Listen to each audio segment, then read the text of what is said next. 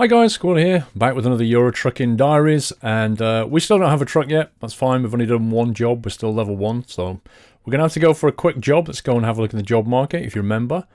We're based in Copenhagen, and we drove all the way up to here, Frederikshavn. Somebody did send me a message or a comment about this, Frederikshavn. It's two words. It means something like Frederiks Harbour or something weird like that. Let's have a look what's here. I don't think there's much here, to be honest. Canned pork, onions. Onions to Iceland in a Renault. I don't think so. Copper roof gutters. Blimey. Copper roof gutters? Okay. Aalborg. Now, what I'm looking for is... I don't want to go back through the cities I've been through already. So I want to discover more cities, because more cities means more truck dealers and potentially more agencies as well. So we need to get the discovery done. And I don't want it to be too short. See, so that goes back through we've already been through, so that's no good. That one runs down the side. That's not so bad. Wind turbine tower, 19 ton. That sounds quite interesting. Forklift. So that goes over to the UK. Don't want to take a ferry run either, because ferries are going to cost money. Like ferry price 1,300 euros. I don't think the job market takes this into account. You know, we're going to get paid 8 grand for that. We're going to get paid 8 grand for that. And 8 grand for that, but that has no ferry in it. So, although that's only 14 euros 28 per kilometre, because that one's going to have a 1,300 euro ferry on top, you can knock... That's actually going to come down to 7.3, which puts that right down. So this is actually better value. And also, this is in a MAN TGX XL beef, 24 tons. Quite a bit of beef. And looking at it, I think we could go through Hamburg, Bremen. We could pick at least 2 cities, and it'll put us more into central Germany, where there's a lot of cities we could discover. So let's take that one. Let's drive the MAN.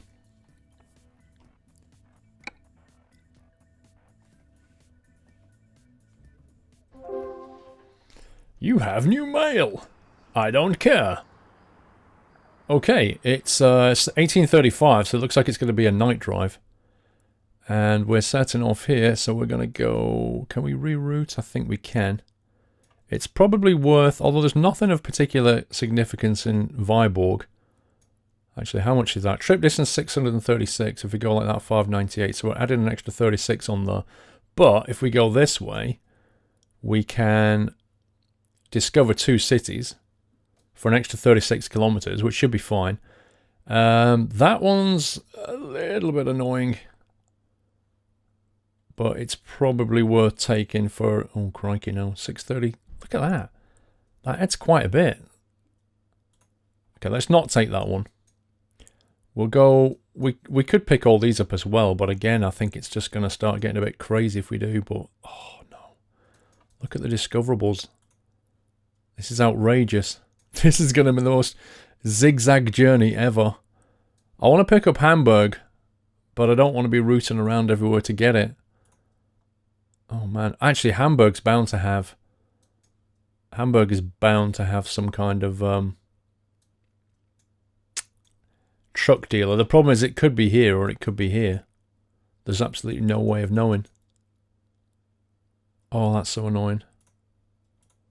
And suddenly this is starting to look like a mammoth journey, right? Let's go through here, through Bremen. Let's get that one. Right, well, if we get all that done, we've just added almost 100 kilometers on top, so maybe we'll get this delivered on time. Side lights on. Can't bother with the mirrors. What's the gear mapping? 1, 2, 3, 4, 5. Wait a second. What, have we only got a 6-speed? 4, 5, 6 high. Oh, hang on. 1, 2, 3. 1, 2, 3. Okay, we've got a 12 speed. That's fine. 1, 4. Gotcha. Right.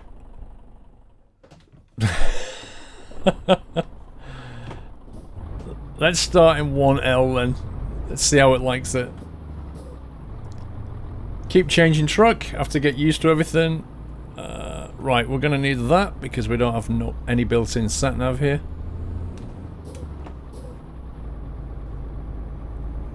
And then we've got a left turn. Plenty of discovery ahead of us. Can this thing start in 3L? Wow, this thing stalls easily. Wait, what's the trailer weight? It's like 24 tons. Fair enough. Oh my god, the slowest indicator in the world. I'd forgot about the MAN because I've been using an MAN mod. And it doesn't suffer the same problem at all. Whoa, rip. 3H, okay. Let's go 3H. Then 4L. That's better. Yeah, it's going to take a little bit of adjustment to this truck. Yeah, I've got an MAN TGA mod by Mazda, and the indicator sound is nothing like as painfully slow as this thing is. This thing isn't pulling that well. What size engine is in this? There's no clue. I don't understand why it does that. Like on the quick job selection where it's giving you a truck, all it says is MAN TGXXL. It doesn't give you any information about what engine is in there or what transmission is in there. You just get what you're given. But this thing sure feels like it's struggling to pull this particular weight. Let's try and stick to the speed limits because I have got traffic offences turned on. We're going left here. I just hope that we can still make the delivery, bearing in mind that I've added 100 Ks on top.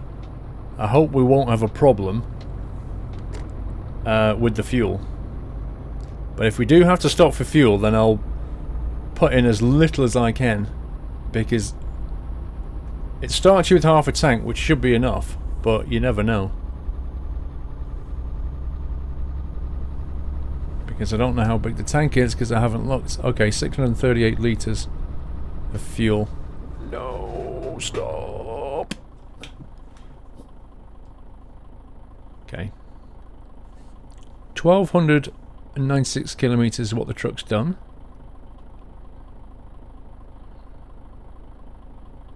Oh no, hang on, it's done 87,000, which means it has a range of 1,200. Okay, we're fine. We're fine. We're all good. We've got plenty of fuel, even with the extra gallivanting. So the only thing I've got to worry about is... The thing I've got to worry about, he says, losing his train of thought completely. Oh no, stop doing that. I need to work out how to change these gears properly.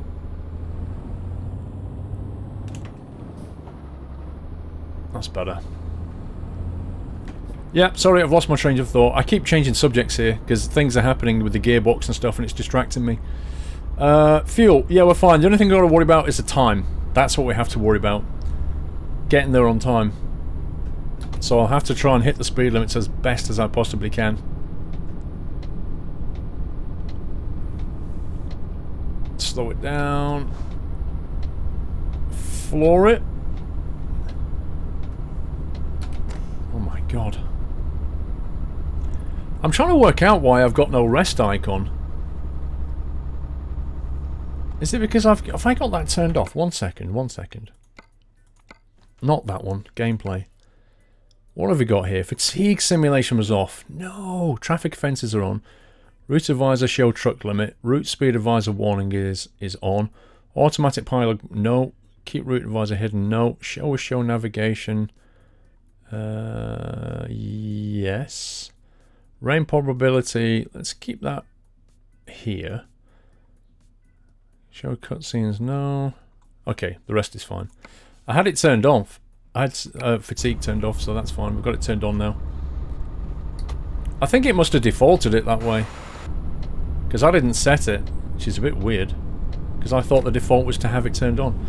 Yeah, we want to be doing sleeps and stuff. We don't want to be driving around long distance without taking an appropriate break, so we'll have that one on. But yeah, at least you got to see the gameplay settings I'm running with, which I actually did mean to show you, because I was thinking about that. I was thinking, Oh yeah, anybody that's following Trucking Diaries probably wants to know what gameplay settings I'm going for. So I need to show that. Well, I just did. A dense is straight down this way. Let's follow the green sign. Yeah, 6L here, and it's really struggling to get up to speed. There we go. We'll lock in the cruise control at 75, 76. That should be more than appropriate for what we need. And we're about to turn off. This is going to be an on-off kind of journey, isn't it? Because of that routing. So we're going this way into Padborg to take an extra discoverable. And then that's going to lead on to another discoverable. Have we got a retarder? No. No retarder transmission.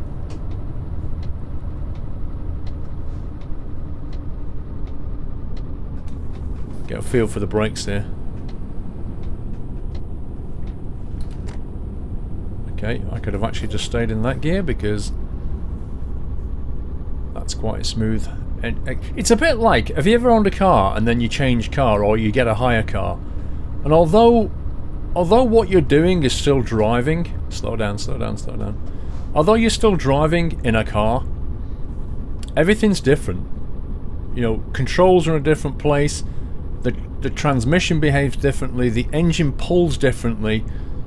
Even things like accelerators and clutch pedals all feel different. Like every car that you drive just feels different to drive. It's a bit like that when you get at the start here in the quick jobs. And I must admit, I have forgotten just how these little things affect you. You get thrown into one truck and you get used to it, and then you get thrown into another truck and it's different again. And that's what I'm experiencing, particularly when you use manual. It's not so bad if you have it on full auto. You know, you don't tend to notice these things, but definitely on manual I can feel the difference in the way that this truck pulls. And it's different to the last one we took.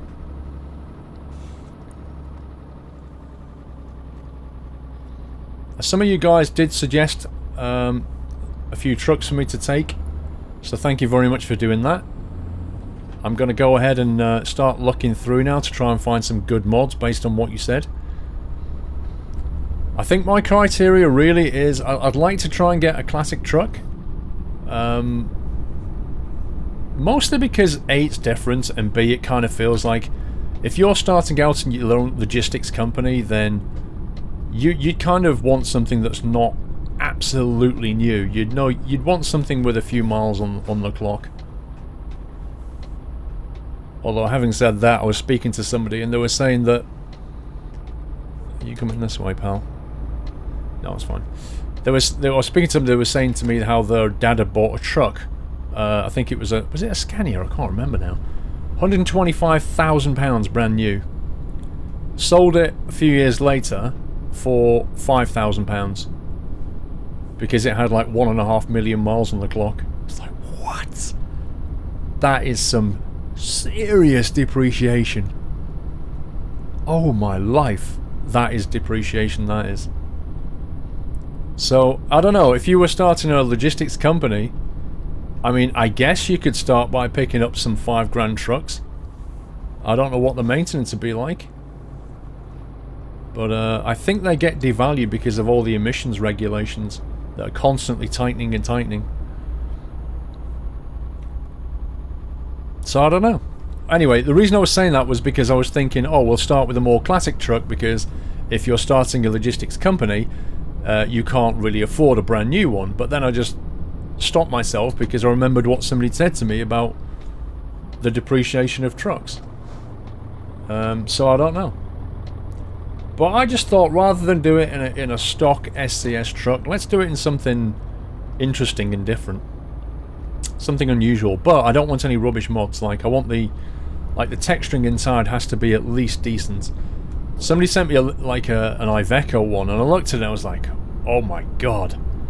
It was so, like, the cabin was so plasticky. I don't think the Iveco is that plasticky. I think it's just down to the modelling and texturing of the author. But I want to pick a truck. If I'm going to be driving it for a while, I want to pick a truck that I can enjoy, you know. 50. I'm going to get caught out by speed cameras if I'm not careful. Because it dropped to 50 then, and then back up again to 70. Right, I think we're headed down towards a town that has a discoverable in it, but we don't know yet if it's a... I think there was one city that has 2 in there, and if I get the first one, it's a truck dealer. I might skip the next one. It depends. Hello? A bit of logging? Nice. It's good to see people logging at 9 PM at night.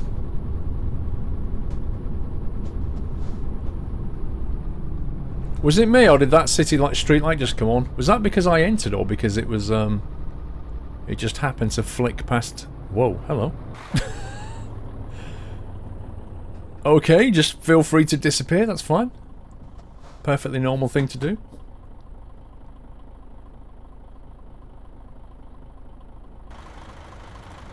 She's very broad-shouldered, that girl. She looks like a... I don't know. A gymnast, maybe. You know how gymnasts always have, like, really strong... Like, particularly the ones that do the, what's it called? The horse, is it? That crazy thing where there's 2 handles on top. I think it's called the horse. And they've always got, like, really powerful shoulders because they support their entire body weight, basically with their shoulders, while their arms are straight onto these 2 handles. And she looked like one of those people. So the way she was walking, just had these powerful shoulders. A bit like, you know, she could just do a handstand, no problem at all, and then walk down the road for a mile on her hands, because her shoulders are just amazing. Now, unfortunately, because I've only just turned on the fatigue, it means we are going to actually have to drive through the night here, which is a bit of a shame. I shall try and get it so that the majority of driving is in the day, but I can't always guarantee it, obviously. Right, where are we coming up to here?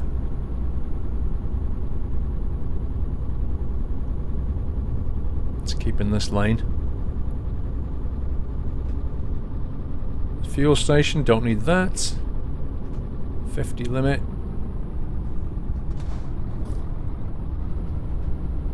Is that a Bauhaus? I think it is. Ah, Herning. This has got a discoverable. See, if I hadn't detoured like this, we would have been flying down the highway by now.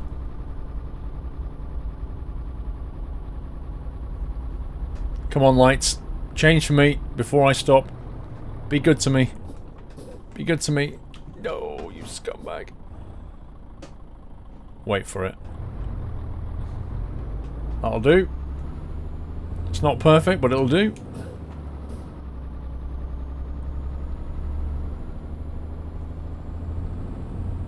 This thing likes to rev all the way up to 2000 before you change it. I'm going to stay in this lane only because I can see that I'm turning left further down the road.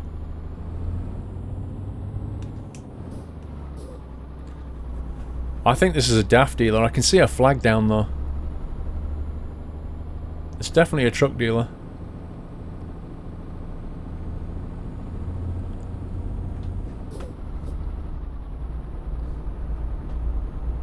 It is a DAF dealer. The only reason I thought that was because I could see the blue and red in it, and I thought, even though it was only a few pixels, I was like, that's gotta be.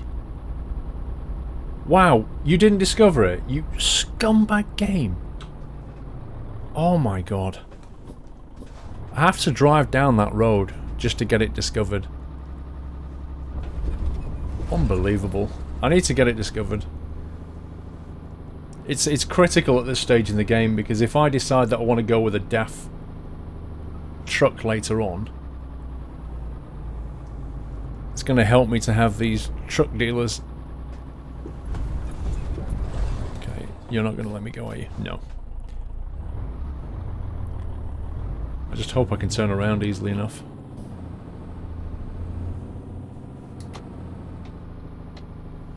Man, why did they have to hide this thing down the road like this? Just to make it really awkward. That sunset. It does actually take into account now the azimuth of the sun in relation to what time of year it is, which is really nice. I was trying out some new Pro Mod stuff, which is coming in 2.1, that takes you all the way up to the most northerly point of Norway. And there we go. Let's go in here. And then there's a ferry route you can take up to Svalbard that is within the northern Arctic Circle. And the sun didn't set. I drove through the night. It was like lighter than this, and it was 2 a.m. It was unbelievable. It was so cool. Never did the sun set all night. Fantastic drive.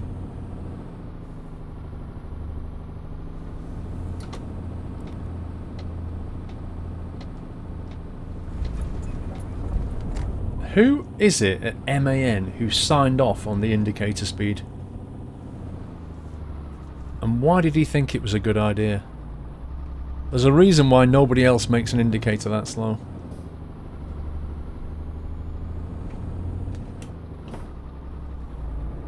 Right. Took slightly longer than I thought, but Herning has been discovered, and so has the daft truck dealer. Let's get out of here. There's like a football stadium over there. Swain. Going all the way around the roundabout, whatever lane he fancies.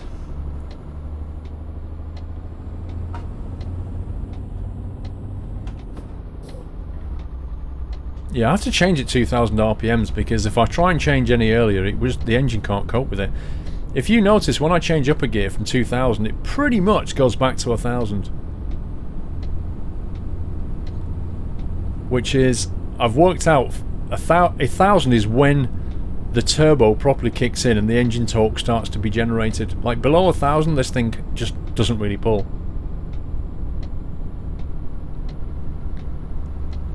Let's turn that off. It's actually annoying me.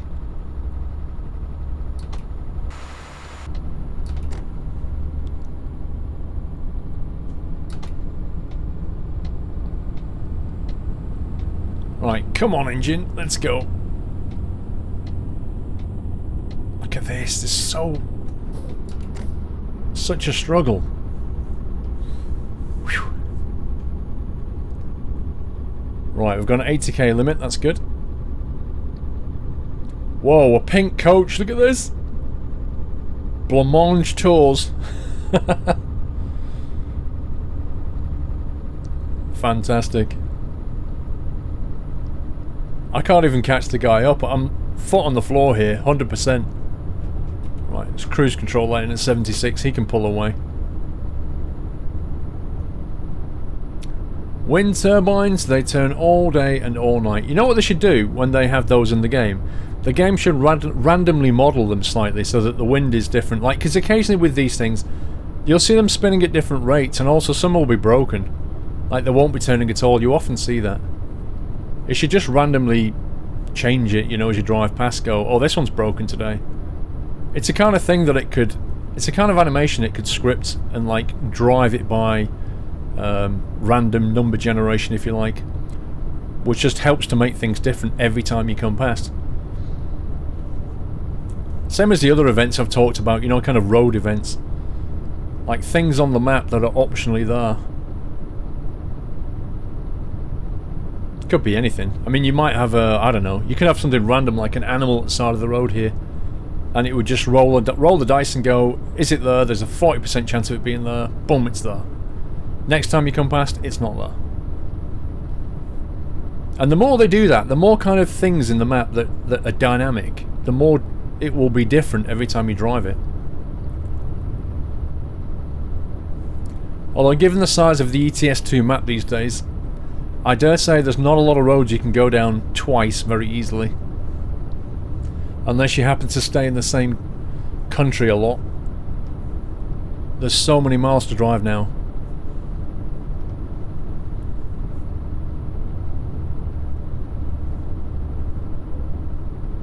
Okay, foot down. It's one of those times when you need to take over from cruise control. Because if you don't, it'll just gradually sit there and let it won't actually throttle up anymore. It'll try, but you'll often need to change gear, so you might as well just take over. And then get it back up to speed. That's what I do anyway. Oh, what's this sign here then? Colding, 2.5 kilometers. Okay. Oh, that's a nice view. Look at that. That looks really nice. Those two kind of lit up buildings down there, I have no idea what they are. But they look really nice. I think we're in this lane here. Colding and Esbjerg, 500 meters. To the turn off, which is here.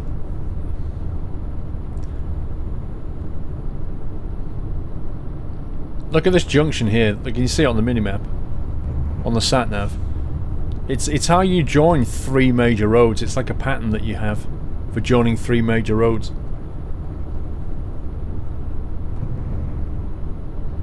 They've got patterns for everything now, but they don't always work because it depends on the topology of the land as well. Like, if it's too expensive to just dig out and put a standard junction there, then they'll have to do something a bit more custom.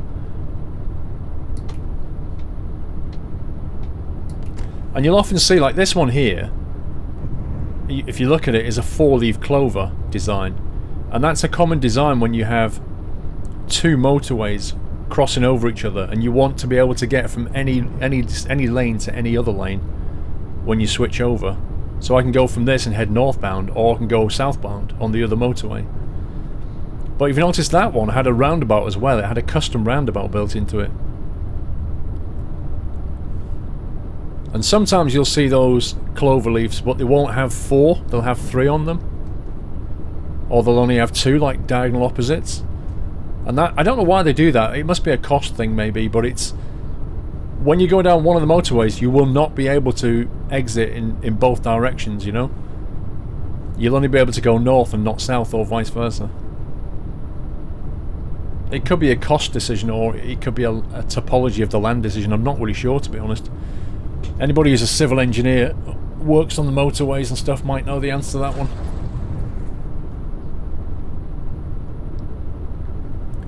I tell you what, the thing about these wind turbines is you don't really get a sense for how big they are until you get right next to one. Like, if you've ever gone next to one in real life, they're just unbelievable. And yet you can drive along the road and see like a dozen of them on the hills and you think, oh, they're not so big. You get near it, you're like, what? Like, each blade. There's actually a trailer you can get in Eurotruck that'll let you tow a wind turbine blade. Just one of them. They're massive. It's like a long vehicle. I forget the length of it. It's pretty insane.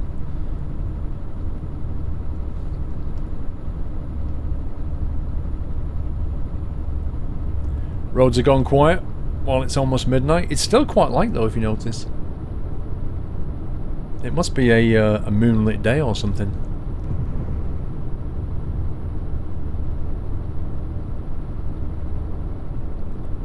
Padborg, Route 74. Okay, we're getting off here. Thing is though, having rerouted our route to take us through various cities actually helps to break the journey up. Otherwise it's just a kind of a highway drive, whereas doing it this way, at least now and again, you get to do something slightly more interesting. Right, looks like we're going over. See, look at this junction here. With this junction, you can only get this way. Like, you can't loop back. You'll have to go into Padborg, then come back out if you want to change. There's no kind of roundabout. Like in the UK, we might often put a roundabout above the motorway, and that'll let you get on and off in any direction, so it's kind of handy. Like, you could carry on northbound, or you could turn around and go southbound. Alright, where is the actual whatever it is? There it is. I think it's... Is that Volvo? Let's make sure we get it this time. Padborg discovered. It is Volvo. Right, this should be a drive-by. Yep. Sweet! That was worth doing. Padborg and Volvo. Let's keep going. Looks like we're going to go across the border here. Into Germany. Wait, it's not updated. Waypoint 2. What's going on? Okay, that's fine. Let's get rid of that. If we don't get rid of it, it just gets confused. It kind of keeps trying to get you to turn around. So we'll put that. We'll remove it just by clicking on it, and we'll carry on. Whoop! Speeding. Naughty, naughty. This is American truck. I probably already have fines by now because they've just got cameras like every 2 meters. Euro truck's a lot more forgiving. European Union flag and the German flag.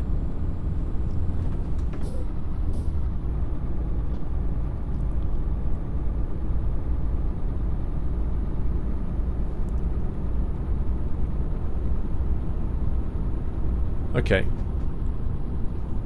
60 kilometers, that is a weird speed limit. This is a very lit up city for 20 past midnight, I'll give it that. Most offices turn the lights off at night. Have you noticed that about modern office spaces? They're all very, very power conscious now. Like, you know, everywhere, like within the building, like a modern building. I remember going into a skyscraper in London, one of the towers in London, and it's only like 2-3 year old building. And it's incredible, it's just crazy. Like, you can't get a lift, or an elevator, depending on what you want to call it. You can't just go to any floor you want to. You have to go to reception and get a particular key card, which is programmed specifically to allow you access to certain floors. And then you swipe your card, and it'll show you the options where you can go. It'll say you can go to this floor, this floor, this floor, and you click on it, and it'll say to you, right, go over to lift C. And then you stand at lift C, and the lift will come, and then it'll take you to that floor. And meanwhile, it might be taking other people on the way. So even the lifts are efficient. So even they, like, it knows where everybody wants to go and then routes them efficiently. But the lights, like, if you're the first one on the floor that day, all the lights will just come on as you're walking along. You know, they don't stay on overnight. They turn off quite aggressively. It's just unbelievable. And everything is about efficiency and energy saving. It's a good thing, but I tell you what, that whole system of restricting what floor you could go on was so irritating.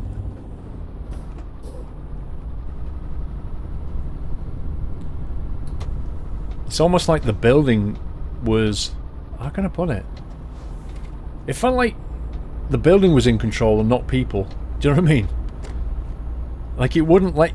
this thing wouldn't let you go unless it wanted you to go there. It was like, no, no, Dave. You cannot go to floor 12, Dave. You know. No, what's going on? I just got rid of that dot and it's doing crazy things. What? I left the dot back here. How did I leave that? It's all good. Never noticed that dot. Yeah, I don't like it at all. Slow down, slow down, slow down. I prefer the more old-fashioned buildings where you can get in an elevator and choose what floor you want to go to. Sometimes, you know, in various places I've worked in, sometimes I would just kind of visit different floors for a laugh. You know, be like, oh, I wonder what's on floor 12. Let's go and have a look. And the lift doors will open, you'd be like, stick your head round and go, oh, what's all this about, eh? You go for a quick walk round, and there's like people looking at you going, don't recognise you. And you just kind of, if you look like you belong there, then people don't ask questions. So generally speaking, it's better if you do it with something in your hand. Like, if you walk around with a laptop in your hand and a notepad, that's official. That's official right there, that is. You definitely look like you belong on that floor. Like you just come from a meeting. Yeah. You just come from a meeting, just on the way back to your desk. What you're actually doing is doing a big loop on the floor, walking all the way around, going, oh, and having a bit of a nosy at everybody's desks and going, oh, they've got a nice little meeting room there. Oh, I didn't know I could get... oh, there's a kitchen here. Think I'll have a cup of tea. Make yourself a cup of tea. People, like, make one next to you, don't know who you are, so don't say anything, but because you look official, it's fine. Make yourself a brew, walk off, go back in the elevator, go back down, tell your colleagues about it. It's like, I was just on floor 12, you know, they've got a kitchen up there. Yeah, I was just making cups of tea. I remember doing this once, and everybody in my office started doing the same thing because we didn't have a kitchen. So we just keep going up there and helping ourselves with their tea bags, and they got wind of it because so many people were doing it. Like, you can get away with it on your own, but once your colleagues start doing it as well, they got wind of it and stopped us from coming in. They like started, like, there's this one woman who was like a bulldog, and as soon as you walked in, she'd be like, "Rah, rah, rah, rah," barking at you as you walked in, like, who are you? Where are you from? Do you work on this floor? Who are you seeing? And in the end, we had to stop going because she was just, yeah, she's just being a bulldog and stopping us going in and taking their tea bags. Which is fair enough. But it was quite funny at the time. You almost felt like a naughty school kid, just getting away with something that you shouldn't be getting away with. Even though allegedly it was all just one company. And therefore, the company that we all work for was buying the tea bags. But because it was her floor, with her tea bags, oh no, you can't have my tea bags, they're mine, they are. This is my kitchen. I think if I remember, I actually complained to a senior manager about it and said, how is it, well, not only have they got a kitchen, but they've got tea bags, and how is it if we're just one company, we can't even have their tea bags and we can't even use their kitchen? And he said, I think I know it is. I think I know who it is. I think I know who the lady is that you're talking about. He said, I'll have a word. And the next thing he sent me an email, replied back, and he was like, yeah, you can use the kitchen now. I was like, so I went up there, all smug, and went up there all smug, and whoops, let me get the right gear. Oh, come on. There we go. Walked into the kitchen, and she was there, and she's just looking at me. She was looking at me like, I don't want you here, I don't like you, but I can't tell you to get out now because a senior manager has just told me that I can't. And it was like written on her face, like the anger. And we just kind of looked at her and just casually made a cup of tea and walked off. It was just the best feeling. It's like, trump card played. We win. 1-0. So funny. They're the kind of office politics that I enjoyed over the years. Most office politics, nah. But those, they were fun. 287k's left. Looks like my guy's coming up for a rest. I hope it's factored this into the delivery, actually. I'm a bit worried now. Tuesday, 11 AM to 6 PM. Yeah, you see, if I rested now, this could be a problem. I honestly don't know if it's factored it into the job now I've turned it on. I think the game might make me take a rest, but then I'll accidentally not get there on time. Or maybe it's just because I've been taking a detour of the countryside. Who knows? I can't go faster than 79 though. How dare you overtake me, you national holiday bus! How dare you! Not a rip-off of national coaches at all.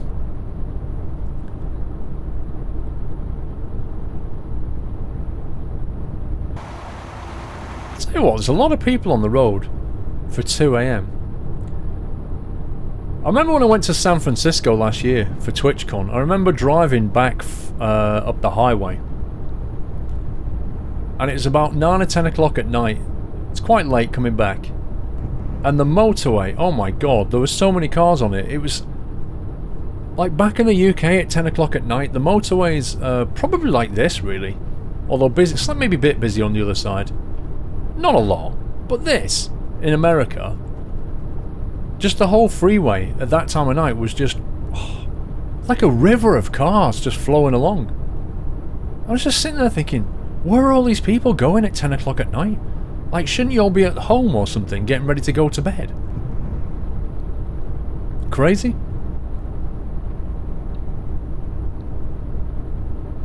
What is that on the bridge? Oh, it's not on the bridge. It's an illusion. What's that red sign? Hamburg. Cool.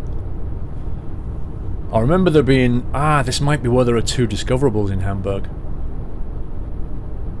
Yeah, my guy's going to start yawning. Although he's not going to start yawning, what you're going to hear is a Nokia ringtone. Because when you've got the Sound Fixes mod installed, and it replaces a whole bunch of sounds in the game, One of them that it replaces is the guy going, ooh, and it. Oh no, hang on, no, it doesn't. No, it replaces the. Hang on, where are we going here? It replaces the one where the guy where you're late. Where the heck are we going? Oh my god. Going this way. Wait, let me just double check. I need to go in here. Yeah, we are going in for that explicitly. The one where you're late, and you normally get the really annoying music that plays, like this lift elevator music. It replaces it for a Nokia ringtone, the diddling ding diddling ding ding. So you get that when you're going to be late.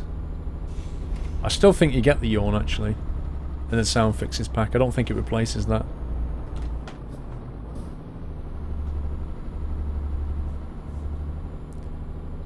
Okay, right turn ahead.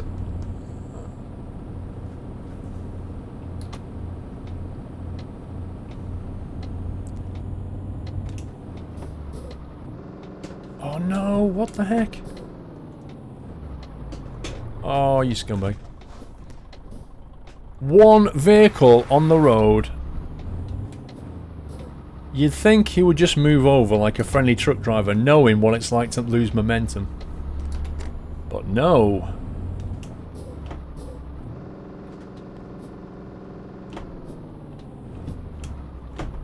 I swear my SKRS up switch is not working 100%. Like, either that or I'm not throwing it far enough. But that keeps happening. It doesn't go into the upper range. It can't just be me, sure. Let me continue. Let me see if it happens again. So when I go from low to high range, that's when I'm missing a gear because it stays in 1H instead of going up to 4H.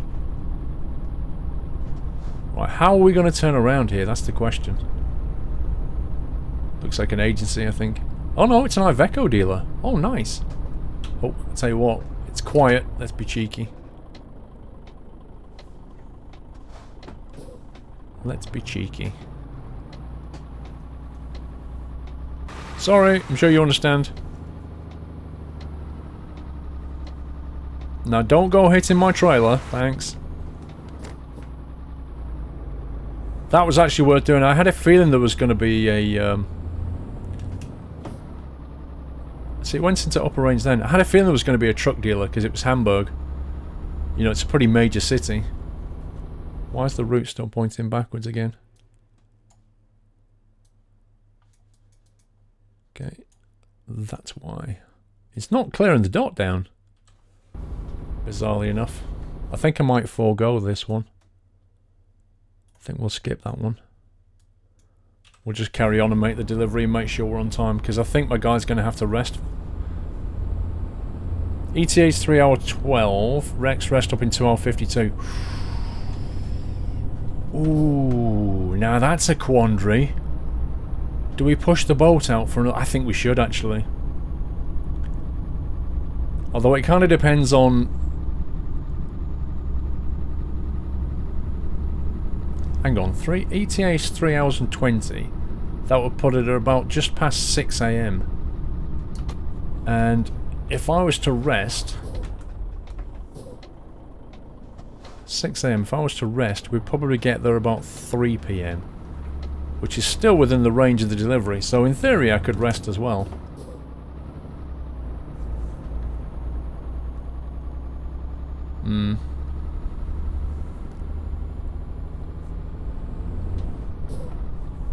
It's either that or we just push on and deliver it.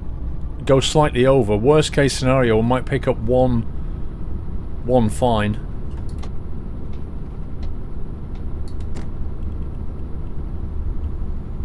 For driving whilst tired.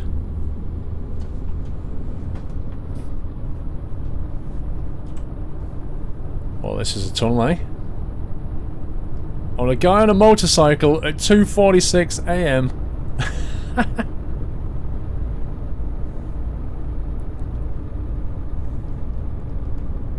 I must admit, I do miss the days of driving motorcycles. But I love the freedom of a motorbike, you know? I really do. It's Just you're on this machine and you can just go anywhere. It's lovely. But I don't really have any use for them, and I'm not the kind of person that would own a motorbike just to start it up on Sunday and drive around for an hour. Which is why I got rid of it. Plus it's just extra cost, you know.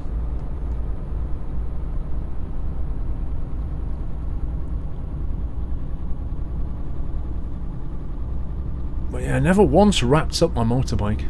I did have some damage to it on the fairing and stuff, where I dropped it or scraped it on something, but I never actually,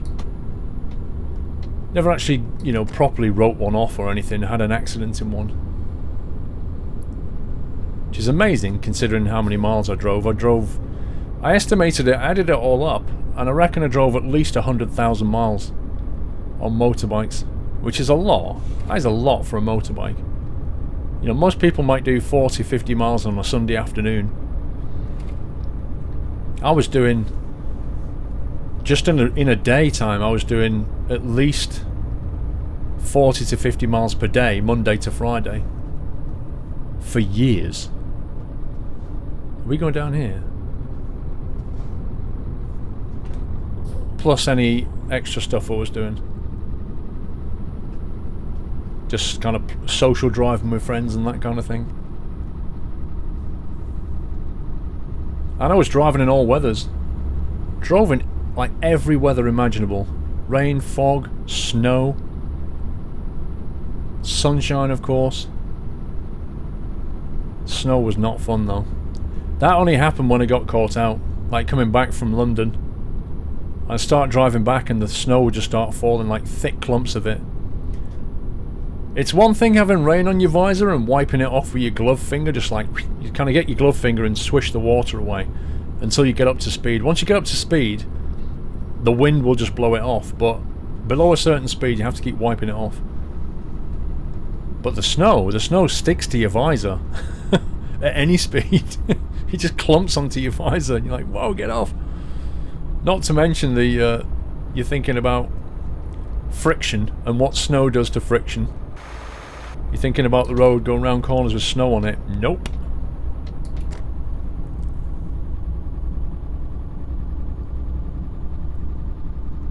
Yeah. Don't miss the days of winter biking, I'll be honest with you. Sitting on your bike with freezing cold hands and feet. 172 k's away. Guys due to rest in 2 hours and 46. I think we'll just push. I'm hoping this will at least level us up, you know? I don't see why it wouldn't, if I'm honest. Because this is quite a long run. I'm actually thinking about my points as well, because normally in the past I've stuck a point into long distance, and I'm kind of thinking about not doing that in a bit of a change of direction, because I've looked at the journey distance at the moment is about 600 kilometers. And I think that's enough. It's certainly enough to do one episode, one video, but I think it's enough anyway, although the long distance bonus is quite nice. Certainly actually no, thinking about it, the first point that you take is worth taking. Because you get a nice bonus. Yeah. Whoa, whoa, whoa, whoa, whoa, whoa, whoa, whoa, whoa. I'm flooring it way too much there. So I think I will take 1 point in long distance, just to get the bonus. But what I was trying to say was, I don't want the really long distance jobs. And I think the next one I'll take is something like a high value cargo.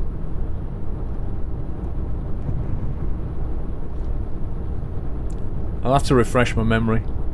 Once we own our own truck, we're going to have to start thinking about the fuel economy side of it. Now hang on, do I need to rest here or not? Or can we push it? It's the fact we've got to go through Bremen. It seems crazy to be resting just outside. What time is it? ETA in 2 hours, that'd be 5:46. 5:46 plus about 8-9 hours. It's going to be close if I rest. Let's go to Bremen and see what time it is in Bremen. I think there's a rest area in Bremen. Let's push on. Almost feels like a Roy Orbison song. You know, we drove all night. Quite literally did. No Detours. Oh, Nova Tours. I swear that guy sped up. Has this ever happened to you on a motorway? You're driving along, you're approaching somebody because you're going quicker, you move to overtake, and then mystically, you're suddenly not overtaking them. It's crazy. Especially if you've got cruise control. If you've got cruise control and it happens, then you know for a fact that that guy sped up. And I don't know if the guy does it on purpose or not. Like the person driving, I don't think they do.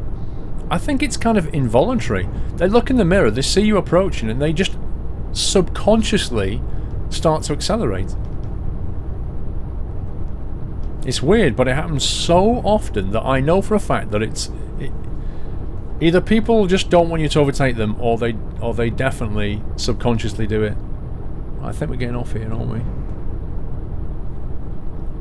Yep, into Bremen. My guy is in fact yawning.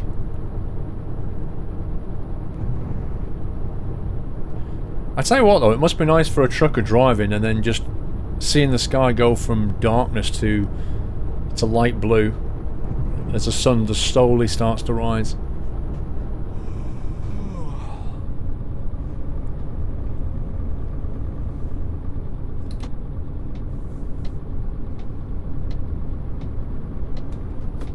Let's drop a gear. Keep the momentum going up here. Clear motorway, that's what I like. Would not like to give way up there.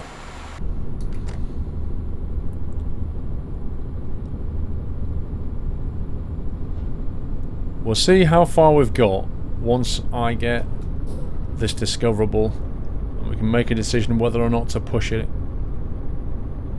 for rest. Next rest stop in 1 hour, but delivery's only in... Actually, delivery's in just over 1 hour, so I don't want to find, but I've got a feeling I could probably push this.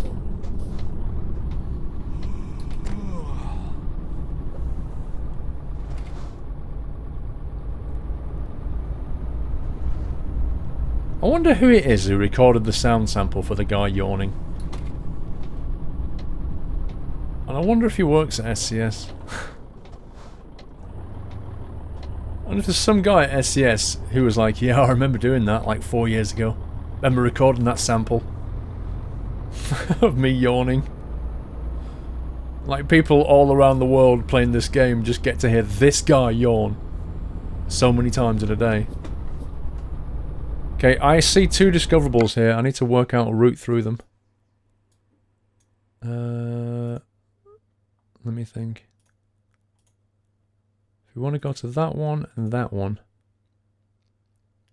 So what it wants me to do, I think, is go that way. So we turn right at the end, do a full loop and get back on the highway.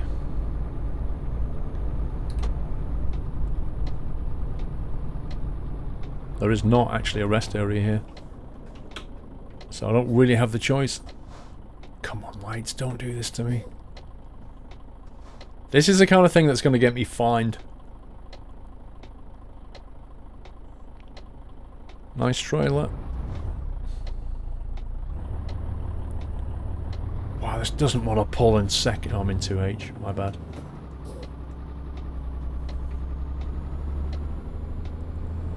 Shouldn't be in 2H.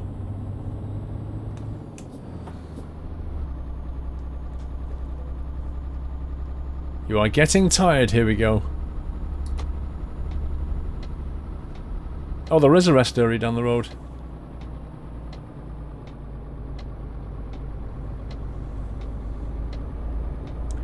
Maybe I should, and that way we don't risk it. Okay, another daft dealer.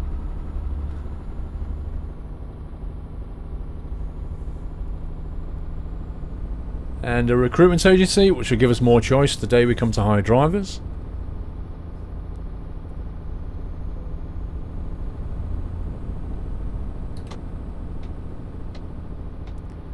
Yeah, I'm going to turn around.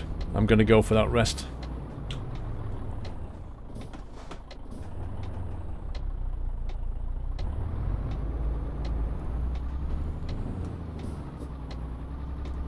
Because now the screen started to go dark on me. It's not far before... And once the fines start, like, it throws fines at you again and again and again and again until you rest. And given that it's only 5 in the morning, like, if we take a 9-hour rest, we've still got plenty of time to deliver it, I think.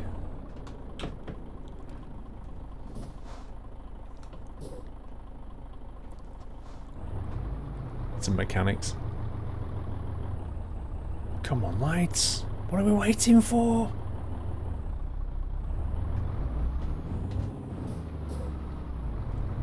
Of course, the reality is that if you're a real truck driver and your tacho's saying you can't drive anymore, you better pull over. But then a real truck driver doesn't have to find specific rest areas in quite such an annoying fashion.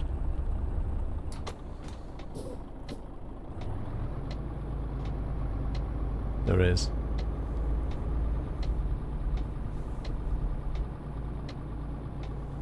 You're not supposed to come here with a trailer. But who cares?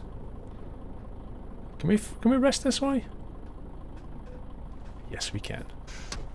Alright, lights off, engine off. Let's have a quick nap. 1400. Let's get the side lights on.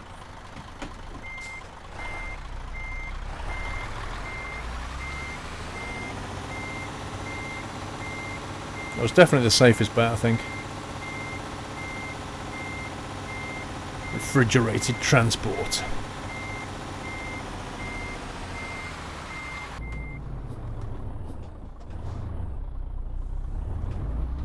Also, it's nice and sunny now.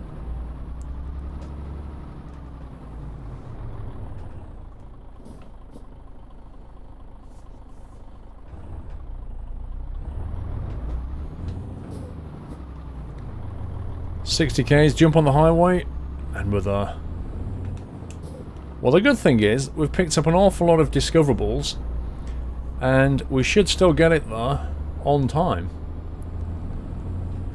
And what that means is, not only we've done some kind of objectives that will help us, because it gives us more flexibility in the job market, we can pick and choose jobs from all the cities that we've just unlocked.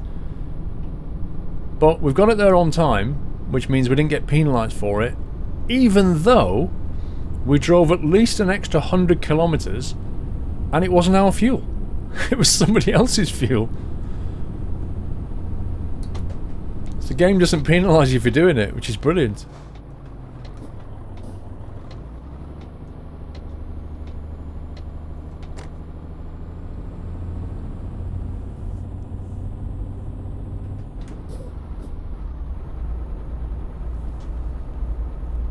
Come on. Get pulling.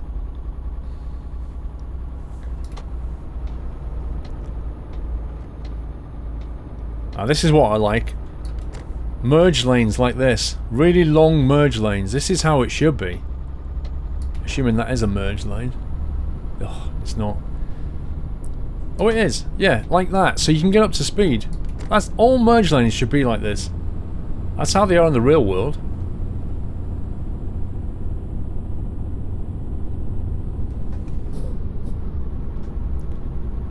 .6L, look at that. 6L, and it just about is in the green range at 65 kph.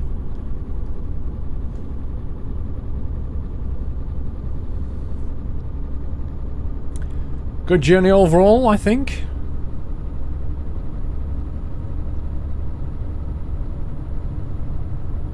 Trees, nothing but trees. Let's lock in the cruise control. Cruise our way to victory. It's only 2:30. We only have to be there at 6:30. What, 6:15? That's fine. Now those wind turbines are a completely different design. Like, they're really tall, but the blades on them are quite short. I've often wondered about wind turbines, like why are there only 3 blades on there? Like, why are they designed the way they're designed? There must be a reason. Why are the blades not fatter? Why they're not longer? Why they're not more of them? And so obviously it's not random. Somebody's done the mathematics on this. Somebody's worked out that that is sufficient. But I'm just curious as to why. Like, if you add a fourth blade, does it just not provide any more power? Or it provides a bit more power, but not enough to make it worthwhile given the cost of the third blade? But why not remove a blade? Why not have two? Does it just not get enough torque from the wind? I don't know. Kind of curious. I'm waiting for one of those discovery programs that tells me. Because that's what I like. I like the discovery programs. They tell you how things are made and how things work and extreme engineering. I'm waiting for one of those that's about wind turbines that kind of explains why the design is the way it is. Uh-oh. Didn't expect that.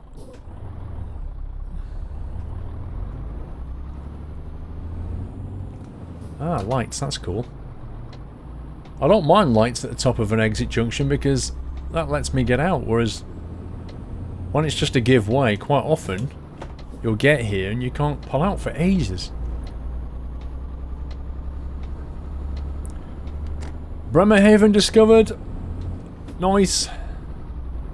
We made it. No, we don't want this, we do on that lane.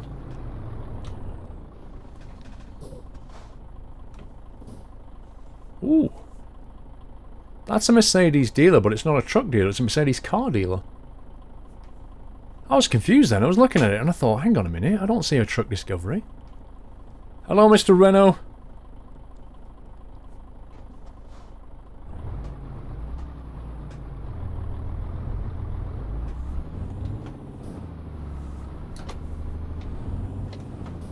Little. Is that where we're going? Little? No, we're not. We're going to Kaufland.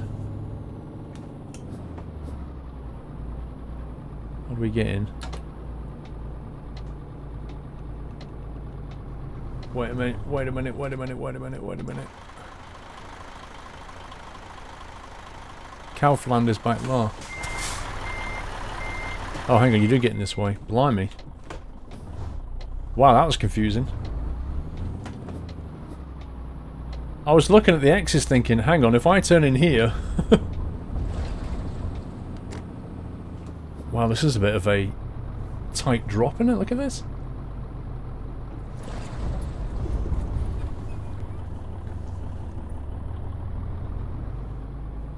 Okay, which way do we approach? That's the question. I think we have to reverse it in there. So I think, looking at the size of this, I think we can get away with a U-turn. Thus making it a lot easier.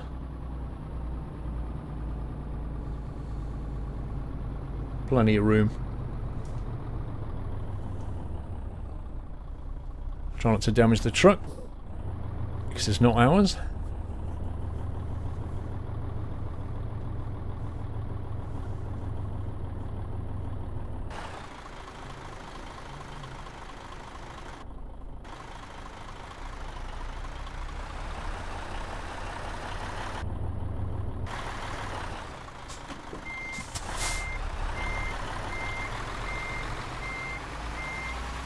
Should do it.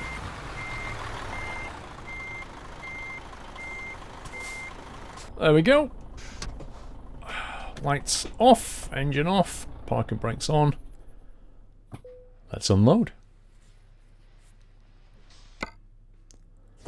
Job completed, 685 kilometers. Time taken 20 hours. There it goes, there's the level. Whoa, 2 levels? Get in! Oh, I love the early days. 2 levels. That's cool. 8,800 in the bank. That's nice, that is.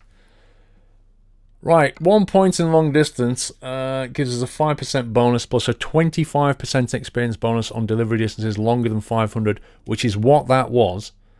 That was a 565. So that's cool, that is. Now, if we go for high value cargo, plus 18% experience on a high value bonus delivery. Fragile cargo plus 22 on a fragile cargo delivery. So this is the kind of thing we're looking for. These kind of kicker bonuses. Look at this. 20% bonus experience for finishing important delivery. They're always on the experience though. They're never on the financial side.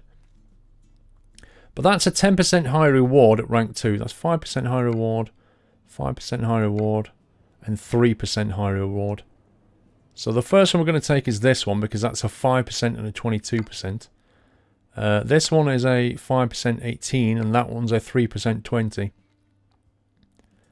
So I want the money in the beginning, so I'm going to go with those two. So that's going to unlock high value and fragile cargo. Well, the interesting thing about that is I don't think you ever get the combination of high value and fragile. I think you'll get a just-in-time delivery with one of these two though. So in some sense it might make better sense to unlock this, but having these two will give us a more likelihood of getting something in the job market that has these boxes ticked. So we'll take those. We have 2 emails. Let's do this before we close. The bank, we need more money. Wonga Bank can help. And then this one, to whom may concern, we are looking for skilled drivers with their own trucks for a large number of deliveries, offering competitive rates up to 16,000 per job. If you have your own vehicle, inquire directly at Padborg from Vitas Power. Well, we have 17 grand in the bank and we don't have any loans at the moment. I'm going to try and build that cash bonus up before we go in to buy something. But we're level 3. We've gone from level 1 to level 3 in one day. That's cool. Hope you enjoyed that episode of Trucking Diaries EU. Please give me a thumbs up if you did. And yeah, just leave me your comments. Let me know what you think of the series so far. Take care, guys. Happy trucking.